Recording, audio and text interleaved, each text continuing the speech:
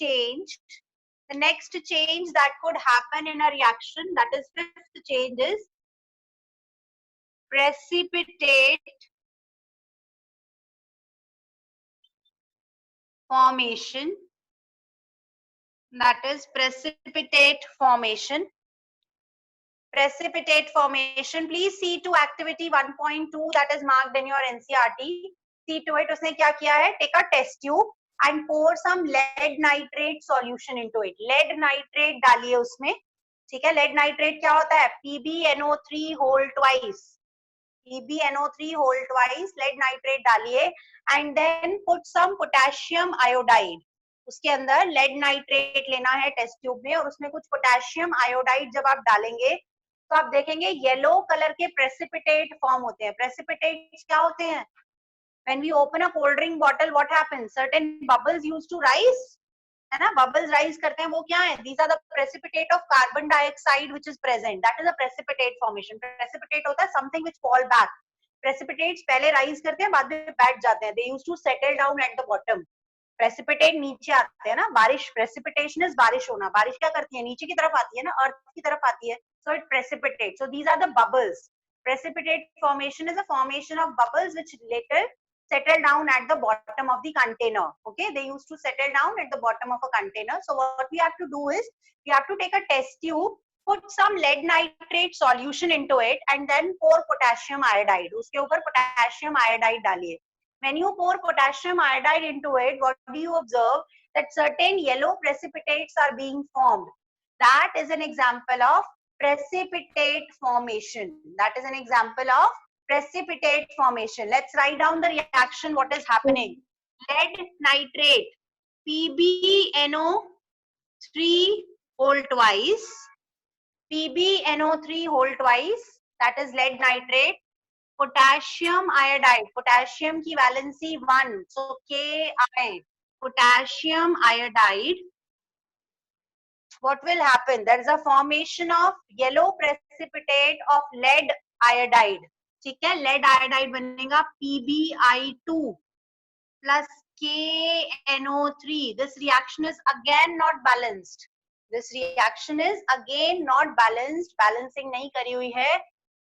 So there will be a formation of yellow PPT, yellow precipitate banenge of PbI2. That is my reaction.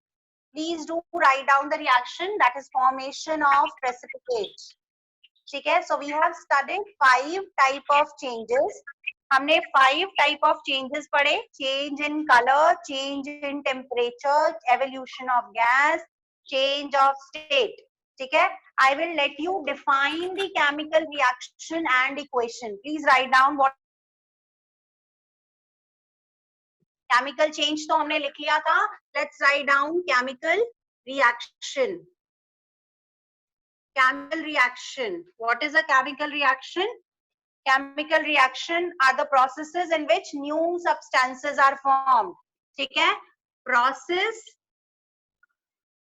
in which new substances are formed.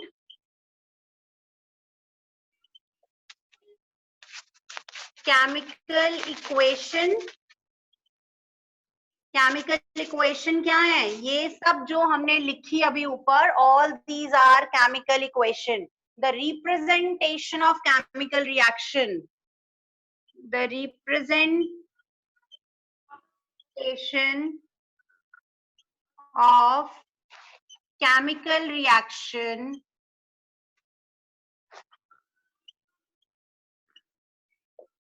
is called chemical equation. We have already written chemical equations. हम सारी chemical reactions, chemical equations already लिख चुके हैं. We have already studied the 5 states. चलिए, let's now move forward. Let's now move to chemical reactions. Chemical equations को कैसे represent करते हैं? किसी भी chemical equation को कैसे represent करते हैं? एक साइड पे क्या होते हैं? Reactants होते हैं. दूसरी साइड पे क्या होते हैं? Products होते हैं. One side there are reactants. On the other side there are products. ठीक है, कुछ molecules होते हैं, we used to balance certain molecules on the reactant. जितने number of molecules reactant में होंगे उतने ही number of molecules क्या होने चाहिए मेरे पास, प्रोडक्ट में होने चाहिए. किसी भी केमिकल इक्वेशन को बैलेंस करने के लिए क्या क्या चीजें करनी है मुझे. ठीक है, what I am suppose to do, first is conservation of mass. सबसे इंपॉर्टेंट मेरे लिए क्या है किसी भी केमिकल इक्वेशन को रिप्रेजेंट करने के लिए, conservation of mass, law of conservation of मास. जितना समझाया अभी एक बार आपको समझ आता है. So that represent a complete chemical equation, represent, write down, a complete chemical equation represent. कोई भी कंप्लीट केमिकल इक्वेशन क्या क्या चीजें रिप्रेजेंट करेगी. सबसे पहले it will represent the chemical formula of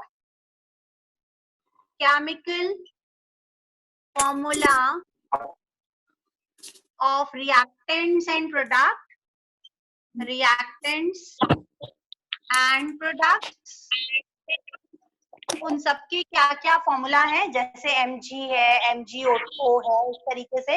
Then it also tells us the physical state.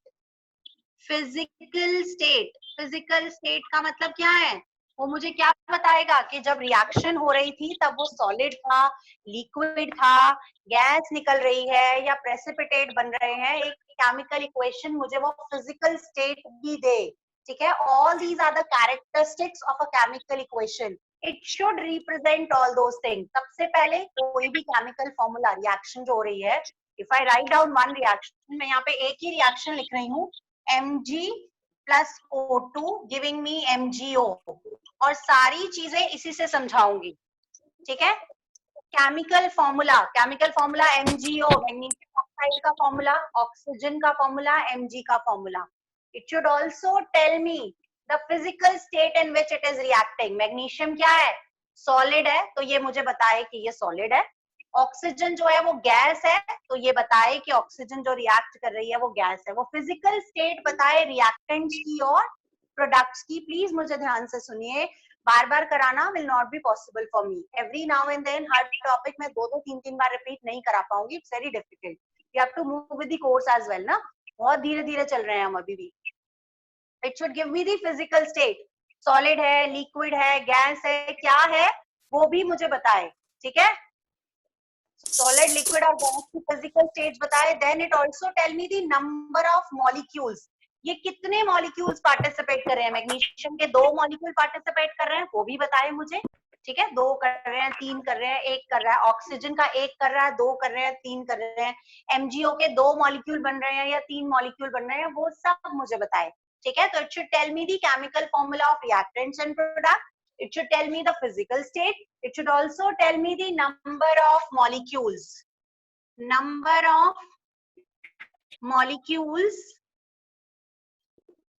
of reactant and product. कितने molecules participate कर रहे हैं मेरी reaction में, वो भी बताए. And also tell me the essential conditions for the reaction. है ना, क्या क्या चीजें चाहिए रिएक्शन होने के लिए. अगर इस रिएक्शन को आप क्या कर रहे थे, अगर आप इसको बर्नर पे नहीं रखो मैग्नीशियम रिबन को, तो क्या रिएक्शन होगी, नहीं होगी, है ना. तो it should also tell me the essential condition, delta, heat. जब तक उसको गर्म नहीं करोगे, हीट नहीं करोगे, रिएक्शन नहीं होगी. तो it should also tell me the essential conditions required for the reaction to happen. essential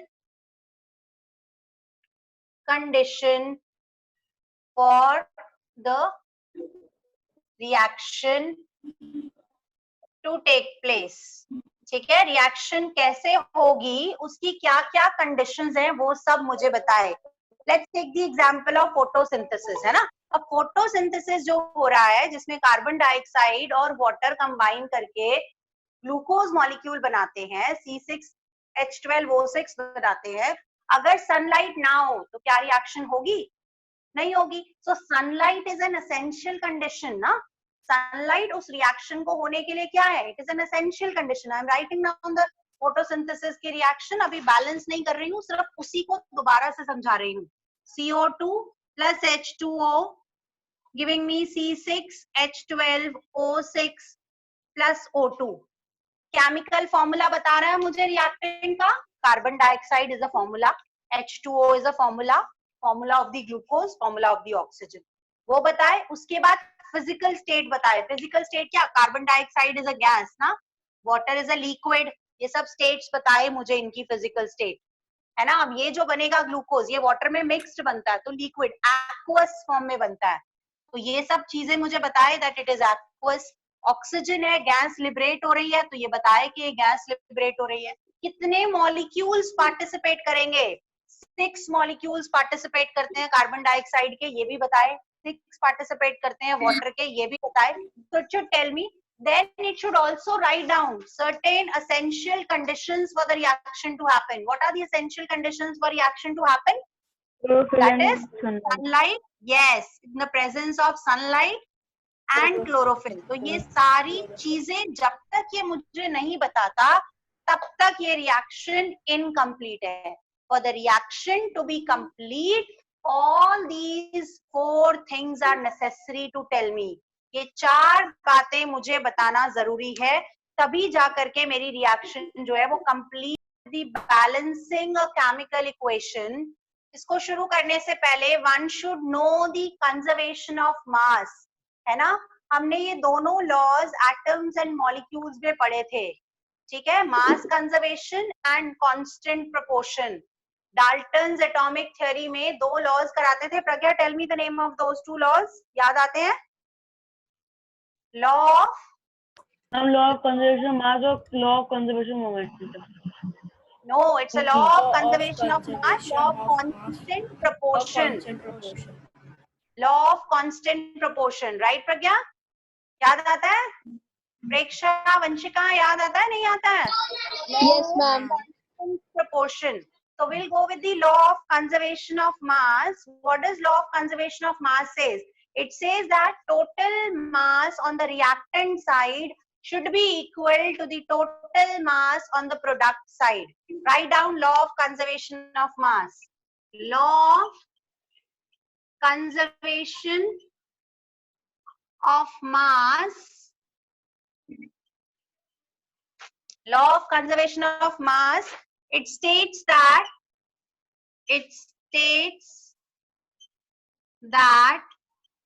mass of the elements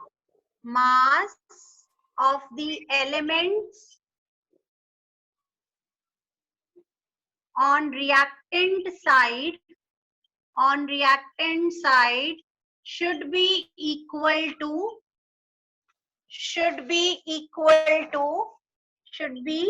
same as that of mass on product side.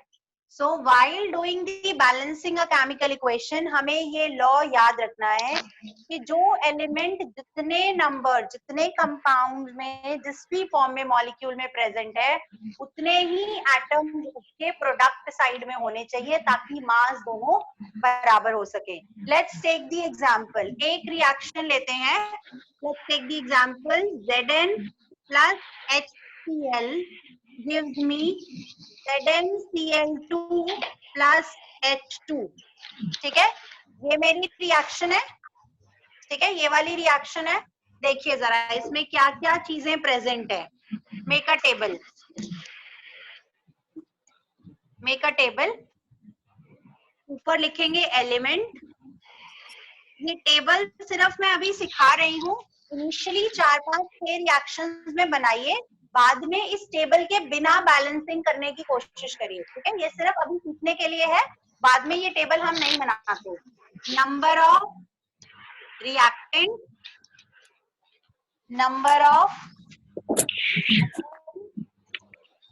In reactant, यहाँ पे number of atoms in product.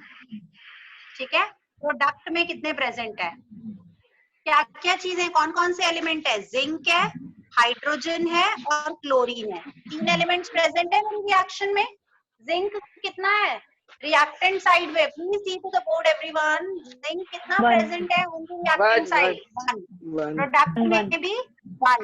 Hydrogen One. 1। Product में 2। Chlorine 1। Product में 2। अब इसको balance करने के लिए reactant में क्या करना है इसको? 2 से मल्टीप्लाई। यस, 2 से मल्टीप्लाई करना पड़ेगा। तो यहाँ पे क्या आ जाएगा?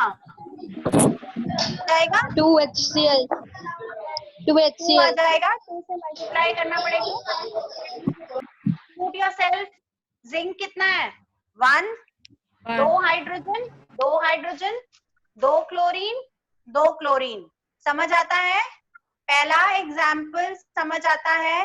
Please make the table and now this reaction is balanced. Now this reaction is balanced. Please इसको बनाएंगे and let's now go to next example. 2-3 ma'am ये फिर से